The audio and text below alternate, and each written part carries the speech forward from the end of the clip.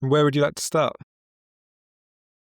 Well, I suppose long journey to this point in so many ways. And reason for sort of being sat here is I've never done this before and I've never been open enough to do it probably because I've never really thought I had enough to learn. And I mean that in the most genuine possible sense and want other people maybe to listen to it and think, actually, maybe I could open up a little bit and learn something as well. So that's probably a good start point. Thank you for being here, and I want to acknowledge you for the courage it takes to step into one of these conversations for the first time. I remember how hard I resisted it at the beginning when I first had the option of stepping into something like this. So I want to really acknowledge you for being here. And so what's why now? What's present now?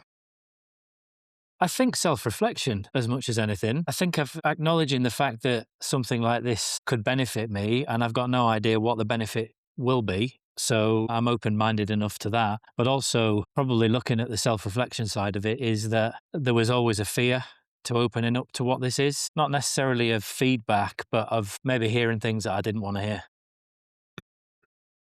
So an avoidance of what might be seen by me, or an avoidance of what you might see in yourself? Probably a little bit of both.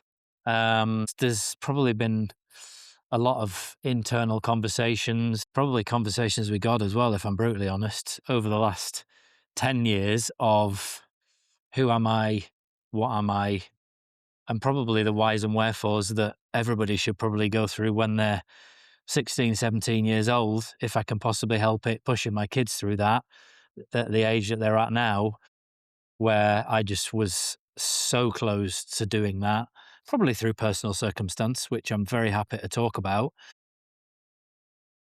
was never open enough to even look at what I might need to go through. And so what do you want to look at today? How can I help? That's a really good question because I think, probably trying to unpack a little bit of why I was probably wanting to be something as much as anything. Back a long time ago, I was really gunning for being a professional golfer and turned that down when I was 19 because I didn't think I was good enough. And whilst I think it was a brilliant decision from my own point of view. At the same time, it's probably a decision that I've never really come to terms with because I never gave something a crack that I should have done. And what are you holding from that? What are you still holding now? Probably regret, shame, guilt.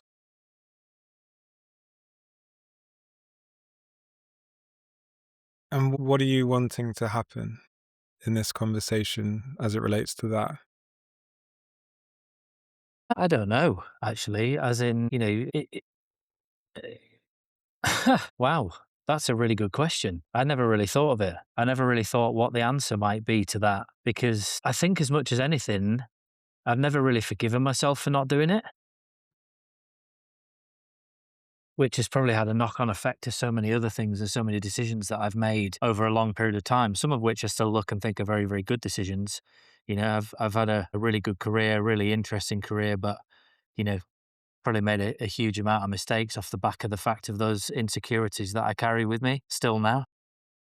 Yeah. So how do the regret, shame, guilt, and this lack of forgiveness, how do they show up and how do they manifest in your current life? How are they affecting today? I think I still probably live through them to a certain extent. Conversations that I have with people about who I am and what I am always stem back to what that was, all the aspirations that I had. And probably, as I say, in many ways, they took me to, places when I worked with, I went and worked for the Football Association and traveled the world with the England women's team and was at that point in time, you know, trying to live out my own dreams through it to a certain extent. But at the same time, was desperate to help people who were probably in the same position as me get to a place where they were able to live their dreams because I didn't manage it. And then, as you well know, we worked together for a fair while, but actually was doing the same thing in the role that I was in rugby, in trying to help other people live rather than living my own life. And what in this moment, so that I asked about how it's manifesting today in this moment, and you gave me two ways it has manifested in the past. Yeah. I really want to know how the regret, shame, guilt are showing up today, how they are affecting your life today. I think it's stopped me stepping into things that have probably been opportunities. And actually, to a certain extent, in a week's time, I'm about to step into something that I probably would never have envisaged doing because I'm about to take the brave step that I should have done. And so Mm. that's only come up in the last few weeks, as an opportunity. And again, you know, I'm having all of those manifestations of my own of, am I good enough to do it? I'm going to be, taking on an MD role for something in Saudi Arabia, within educating kids, but in a completely, certainly not a teacher, not by any stretch of the imagination, but giving them experiential opportunities, giving them opportunities to go and be brave themselves. But actually, it's a big step for me to do that. And, potentially people would say I should have done it 15 years ago when I had other opportunities in and around that and ran away from it through fear, whereas I'm about to do it, which is a good feeling to a certain extent, but I'm certainly giving myself a hard enough time about it. That's a certainty. Yes. So what's possible here then, I guess, is for you to be able to step into this next chapter having closed the previous one that you opened Yeah, at and 19 and haven't. big time. Yeah, yeah. And probably, there's been a lot of forgiveness of other things that have happened in life that I'm able to put away to be able to take the step forward. So being able to put other things to bed that I've denied, completely denied. And so what are you denying now? Probably that I've actually been able to give people, to forgive people. I'm still saying, have I done it? Am I ready? Am I not ready? Why do I still think that I'm not ready with all of the things that I've done? Why do I think I'm still not good enough to take on board all of the things I know in my own mind that I'm capable of doing, but still allowing those doubts to step in because of probably fear of letting other people down, really? The word proving comes up in me. Yeah, yeah. How much Oh, yeah. energy do you put into proving yourself? A lot.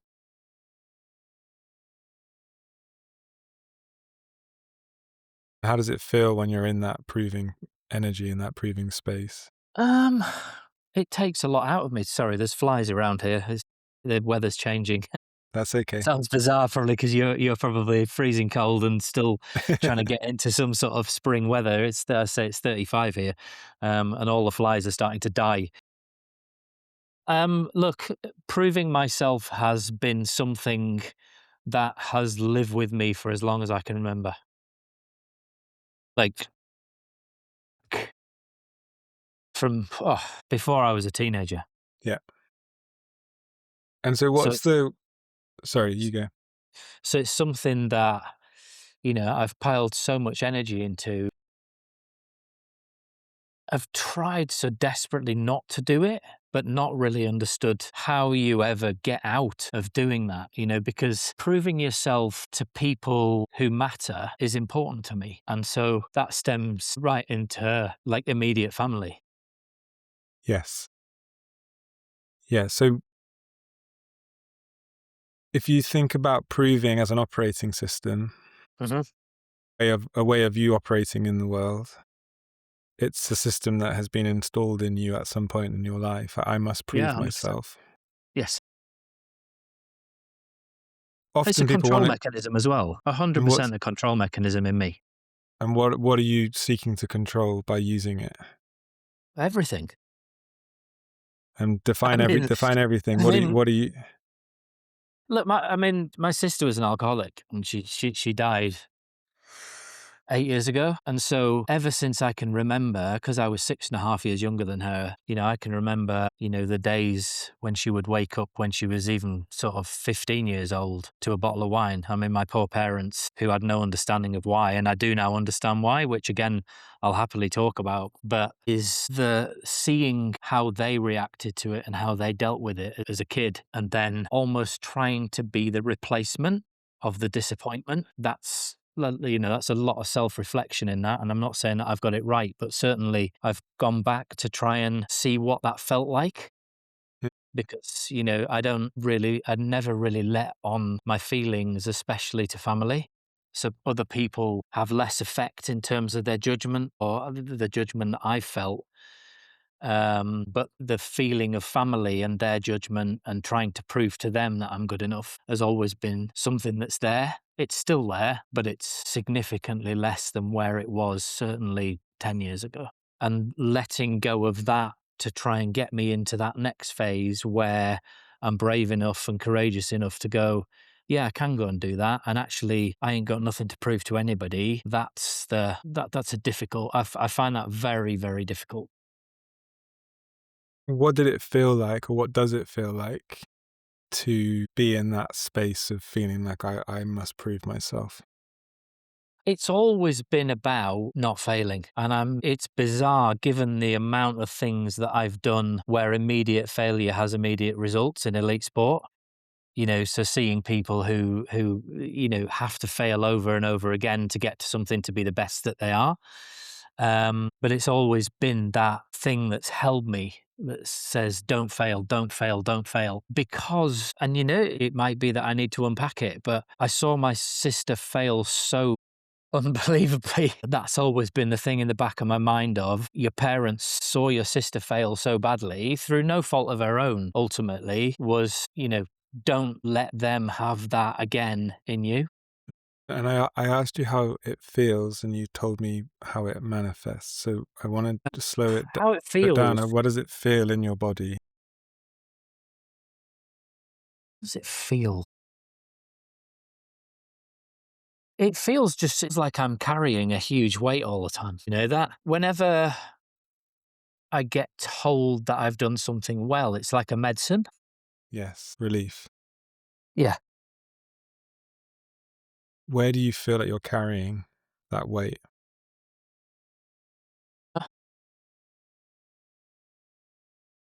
My heart. And what happens if you allow yourself to connect to that feeling of weight in your heart?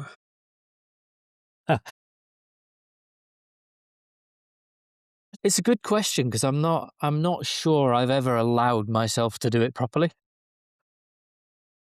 Yeah, my sense is you've built a whole coping mechanism, a whole system around it to protect yourself from that feeling that you felt.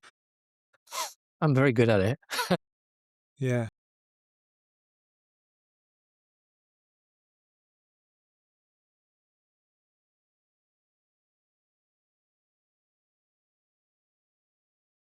What's I mean, happening it's for you? it's been practice for nearly 4 years.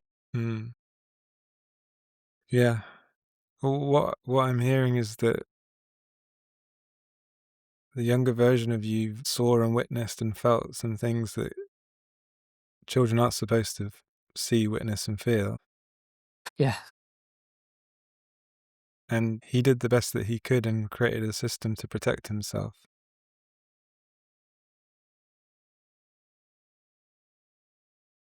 correct. And I really want to honor that boy who did that. Incredibly brave. And I just want you to know that it's all welcome. Everything that's present is all welcome. It's safe to be here. No, and I'm grateful for that. Thank you. Thank you for sharing. What's coming up for you as you allow yourself to feel into this? It's more the ability to just let go of it. It feels and always does when I sort of let myself just delve into it a little bit, just unresolved a little bit. When my sister died, literally chucked a hand grenade into the middle of my family as opposed to, most families would probably come together at a time when there's that much grief. And it didn't. It just absolutely exploded. I think during that period of time, I found out things that had happened even around the time when I was being born should never, ever happen, to my sister as opposed to me. But it was, around when I was being born. And, to find that out 35 years later of what was going on, who'd done it, the fact that my dad doesn't know and my mum does, the fact that my brother doesn't know and I do still now means that there's secrets, within families that shouldn't exist but do exist. And so you're pretty much all the time constantly managing that. And so, you're carrying that as a weight, but also within that, you still know that it will never be something that resolves itself because it can't. My sister's not here to resolve it anymore. And so I've learned not to carry it as much or, how hard it is. But,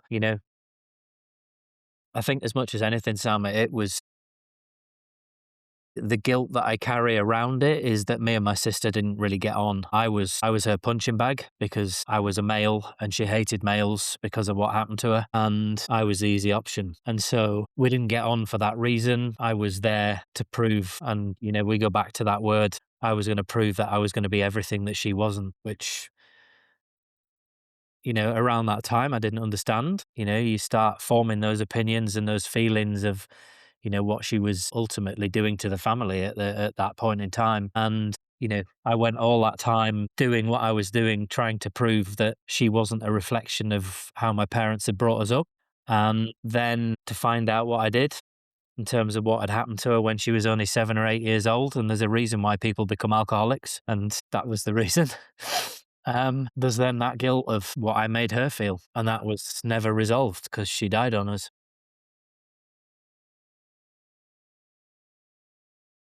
But we can resolve it within you.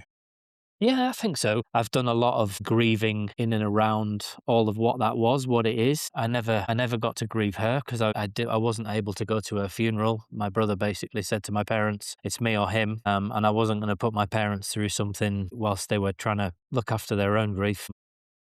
So that was tough. And at that point in time, I threw myself into my work because it was what I knew I was good at. Probably burnt myself out mentally and physically over the following 4 years, and goodness knows what that followed it. But yeah, I mean, I think, as I say, it's more about trying to take this forward into a place where I've been brave enough to say, yeah, I'm now going to go and do what I should be doing. But what I don't want to do is feel like I'm taking it and trying to prove something with it, because that will only end in Yeah. one thing, if that makes sense. Yes. And as it relates to that, I'm looking at two threads here. The one is this proving, this way of being or operating system of needing to prove yourself. But I'm also looking at the guilt that you feel towards your relationship with your sister. And I wonder, as I'm looking at it now, I'm wondering if we can take a look at them together. Yeah. And I want to just ask a really simple question. Was the kid that decided that he had to prove not only his own worth in the family, but also make up for how his sister was acting or being? Was he doing his absolute best in that moment with the information and understanding that he had? Yeah. Yeah. It was done all with the best of intents. And could that also be true for you as you grew up all the way through to the moment that she died? Yeah, absolutely. There was a period of time where I was quite angry about how things had worked out, because I think in your own mind, you certainly, when you're trying to prove yourself to people and trying to prove your worth, when things don't go the way that you think they should have gone, and you maybe don't get the recognition that you should have got, not just from immediate family, but probably from people at work, with the amount of things that you're putting in to try and prove yourself, you then probably get quite angry about that. And so I Yeah. did. I was angry about it. Fair play to my wife, because she probably put up with a hell of a lot around that period of time. She was trying to say, you're quite angry about stuff, and obviously my response was, no, I'm not. to eventually, thankfully she got through to me, because at that point in time I wasn't speaking to my sister, and I needed, regardless of what the answer was, which certainly didn't please me from her, at least I was speaking to my sister for 2 years before she died. Otherwise, that probably would have resulted in even more of a mess in my own mind and in my own heart. But, going back to what proving means and what guilt means in my own mind, yeah, I think it was all done to try and probably bind people back together again, of actually, for my own mum and dad's sake, of everything that you did for us, there is success there. That was literally the whole meaning of what it all was at that point in time. And if you allow yourself to see that, what becomes possible around forgiving? I mean, I do see it. And I've worked so hard in terms of what forgiveness looks like from, what I saw. It's much, much easier with my sister than it is with my brother, because there's a rationale there. Whereas now, I can see that my brother's probably hurting as much as what I was and potentially still am in some ways. He hasn't spoken to me for over 12 years, and I'm not really sure why. I probably do know why in my own heart of hearts, but because it's exactly the same reason as his fear is of rejection, in the same way as what I've run through as well. What are you seeing as possible? For me, I mean, look, I'm diving in head first, to something that fills me with a huge amount of potential fulfillment, just knowing that I have to keep working really hard in this space around, that bravery to do it, because I genuinely know that I don't have anything to prove, but there's always that nagging doubt in the back of my mind. What is the nagging doubt? It's not wanting to fail. Yeah. What's the story that you have around who you'd be if you failed? That piece, having to tell people more than anything based on, and that judgment that comes from it. Yeah. What if that judgment that you're fearing from others is actually judgment from yourself?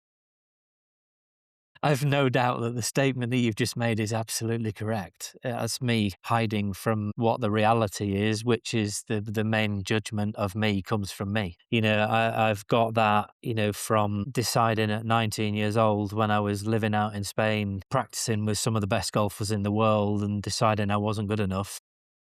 And that decision still manifests itself in so many other ways. Yes. Yes. And not enoughness as a fuel for life is a very, very potent fuel. It gets a lot of stuff done. Yeah. Because what's your natural response when you tell yourself you're not good enough? Well, there's an element of fight or flight, as in, there's times where I'll run away from it. Whereas there are other times, which you will have seen to a certain extent, there's probably a lot of this that you're looking at thinking, crikey Moses, I saw that when I was working with this guy. I will literally go hell for leather at something so hard that you'll never see anybody do it like it's been done. Yeah. And that tends to happen when there's either a position where I've put myself in where I literally can't fail. I'm so far in, I can't fail, or I know I can do it, so it's going to be done better than anybody's ever done it before. And there's not a lot of movement between the two. And I suppose the difficulty, and this is a fear of mine, is that I threw myself so hard at things after my sister died, and that was then big proof point.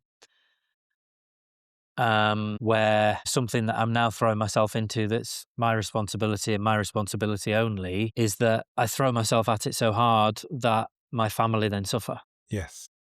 Yes. Because as a fuel, proving and not enoughness, I see them as two sides of the same coin. Yeah. Yeah. But they're finite. There is only a certain amount of proving or being fueled by a feeling of not enough that we can take before we implode. Correct. So Yeah. I want to share yeah, an image with you of around. Well, you look at think about your kids when they were born. Did you ever look at them and say they were perfect? Yes, Yeah. And what were they doing in order to be perfect? just being. And then if you think about older people in your life, parents, Yeah. grandparents, maybe grandparents, when they were sort of at the end of their life, were they doing much for you? No, no, no, not really. Yeah, that's a difficult one for me, but I understand the principle because And I didn't get to meet two of my grandparents, and one of them had schizophrenia, so I didn't really know them as a proper individual, and the other one wasn't a particularly nice person. So, but parents, okay, yes, I sort of I get that. so let's use your parents then. So your parents do less for you now than they did when they were bringing you up. They'd probably say no on that front, but yeah, yes, in yes, I see your principle. Don't worry, I'm yeah, seeing in the picture principle, coming up. Don't worry. yeah. What are you seeing? I, what am I seeing?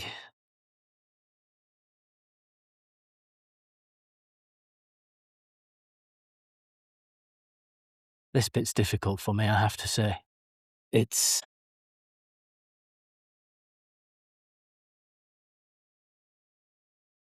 think I'm gonna try and tell you it in the way that I see it as opposed to anything specifically in fact, because I suppose it's something I've always felt is, and I've probably never given it enough airtime even in my own mind, is that because of everything, my mum was seriously ill after I was born. So I think I've probably taken a lot on in regards to a lot of things being my fault to a certain extent, which I still carry. So, my mum was seriously ill after I was born. That sort of manifests itself in my own mind of, well, that must have something to do with me. And then obviously in and around, the time that I was born, the stuff that happened to my sister was happening at that point in time. So that sort of, comes to me. And then my sister had such a horrific time, when she first went to secondary school that, I wasn't able to go to the secondary school that she went to, which, yeah, look, in its own right, I ended up going to an amazing school and had a great time, but I was packed off to boarding school because my mum wasn't well enough to look after me properly, in terms of, she was ill. And so that ends up, in your own mind of, you're not wanted. And so when you sort of say, oh, what do you feel in and around your parents? I know how much they love me. I genuinely do. But it doesn't necessarily feel that way, if that makes sense. Mm.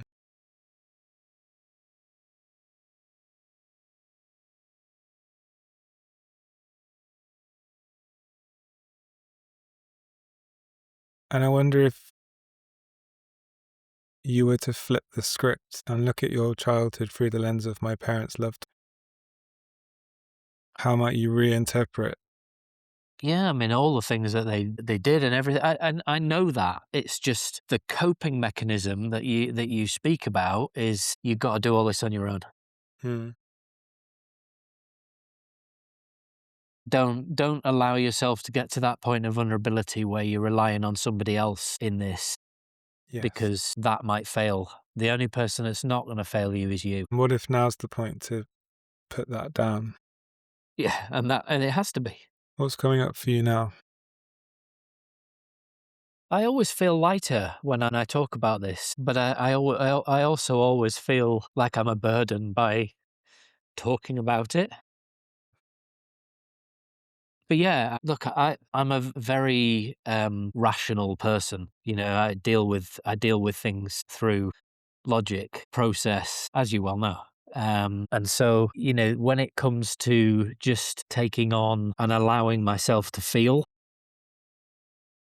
I step into a place where, yeah, I'm not uncomfortable with it because I was uncomfortable with it. If you'd asked me to have this conversation with you 12, 15 years ago, I'd have fallen about laughing because Mm. actually would have openly walked away from you. If somebody had pushed buttons to get me into a place where I was openly upset about something, I would have just walked away. Yeah. I didn't cry when I went to funerals for people who were family. I was, very, like, way too logical, as in people die. And whilst that's a great way of looking at things sometimes, because I'm a person of huge faith, like, I've really delved into, I go to church and I talk to God every day, and there's huge amount of healing gone on in me already through this, huge amount. Like, but there's still just that bit that I'm holding on to it as opposed to not being healed, if that makes sense. It's me Yes. that's going. It isn't a lack of want in my heart and not allowing God or Jesus to come in and say, it's all right, It's me holding on and saying, that's what I've always done. That's what I know. And the moment that I lose, and it's a control thing, as I said earlier. It's the moment that I lose that, I've got nothing to hang on to. Exactly. And that's why we hold on to these Yeah. operating systems, these stories that because there's safety in it. Yeah, yeah, yeah, of course. And, as much as I don't like it, I'm trying to put myself in a place where I can see what it might look like without it. And I've been doing it for such a long time that it's really tough to let go of. There's a yes or no answer to my question. Is it true that you weren't good enough? No, no. So what if the story you've been holding on the whole time was a lie? I think that's part of the worry, isn't it? Say more. All of it. Well, allowing yourself to live a lie for that long. Well, that's one way of looking at it. I can't believe I let that happen. Another one is, thank goodness I've just uncovered a lie. Yeah, completely. And you're absolutely right. All of that time, and the sad thing is with it, I'm the only one that's been telling myself that. Yeah. So if that was a lie, if it wasn't true, then what must be true is that you are good enough. Yeah. And that's what I was pointing to with that image earlier, that the baby is perfect. The old person who can no longer look after us is still valuable to us. They're still worthy of being loved. My belief is that human beings are innately enough simply for being alive. Breathing is enough for me. That's something that I believe is true, that I take with me into my days. And so if you've allowed yourself to see that as the truth now, how could you show up differently into this new role next week? Yeah, yeah, yeah. No, no, you're absolutely right. You're absolutely right. And I suppose I've always operated in this place where there's been this mechanism that's allowed me to doubt and keep going full circle with it, that's allowed me to keep going. And I want, the big thing for me is I want to step out of that. I haven't Yeah. got any reason to doubt any. I've never had a reason to doubt, but actually, there are reasons I've had to doubt. Actually, because of what's happened and circumstances has made me put these coping mechanisms in place. Whether I recognized it, I recognize it now. I didn't recognize it for years and years and years Mm. and years. And it's just, yeah, taking that step. And I do get it, and I know that I've got to keep stepping out of that comfort zone and keep stepping out of that comfort zone into a place where I know that it'll be all right. I think that's more than anything. It will be all right. Yes. Yeah. And my invitation for you is that you can do that, but come from a foundation of knowing I am enough. Yeah. Yeah. And the world we experience exists in the language that we speak. So the belief that you were not enough was reinforced millions of times over the last 40 years by telling yourself, I am not good enough. I Yeah. must prove myself. Yeah. Once you see through that untruth, you can start to create the new truth, which is I am enough. Notice when you've flip-flopped back into this old way of being and then bring yourself back to the new way of being. You don't have to fight or solve or fix this old way of operating. You can just notice when you've re-downloaded it into yourself and are living from it, and go, oh no, that's old. Yeah, yeah, I yeah, am enough. And one of my favorite questions as we practice these new ways of being is to ask, if I believed I was enough, what would I do? Or what would I say? What would I think? And you get to borrow from your higher self. You get to borrow from the parts of you that know you are enough in that yeah, moment, even if you don't necessarily believe it. And it's a really powerful way to come back into this new belief that you've seen today. yeah, yeah. I hear you. I do. I totally hear you. And it's allowing myself to close that thought process off and step into the new place. Yes. And when you're stood in the belief of I am enough, what will occur to you to do, say, think will be different than when you're stood in the belief of I am not enough. You don't need to worry about what will occur to you. You just need to, your job is to go and stand in I am enough. And the more time spent stood there, the more time spent acting from there, the more it will become your default way of operating. My sense is we're complete for today. I think you're absolutely right. Yeah, no, you've given me something to think about there, and I really appreciate that. Thank you. You've said it in a different way to what anybody's ever said it to me, so that's really nice. I appreciate it. You're welcome. And I really want to thank you for coming into your first ever one of these types of conversations. And to close, it would be really helpful, I think, for you to just share in your own words what you heard today and what you're taking with you, just so that you've articulated that. And we'll use that as a way of bringing this to a close. What have I heard today? I think it's acknowledging the fact that there is guilt and not feeling enough, which I knew, but it's about acknowledging it and seeing it probably in a different way, which has been really, really helpful. But also just that ability to, I think the biggest takeaway for me is that ability to check myself when something says, who do you think you are in this place here? You're not good enough. And actually, I know that I am. Yeah. And a distinction that has just come, which I'll share as a way of closing, is I see that thoughts are just invitations to parties. And so that thought, who are you to be here? Like you don't know what you're doing, and whatever, any of those types of thoughts, they're just invitations to the not enough party. And you know what it's like to hang out at the not enough party. It feels a certain way, life looks a certain way. But what we have is the capacity to say no to these invitations, to see them as invitations, not truth. And we can consent to whether we go to the party or not. So I think that would be a really useful tool for you to use when you notice those invitations coming in, because they will continue to come, to say, no, thank you, I'm not coming today. No, I get it. I hear you. That's really helpful. Brilliant. Well, thank you so much. I really appreciate you. Thank you.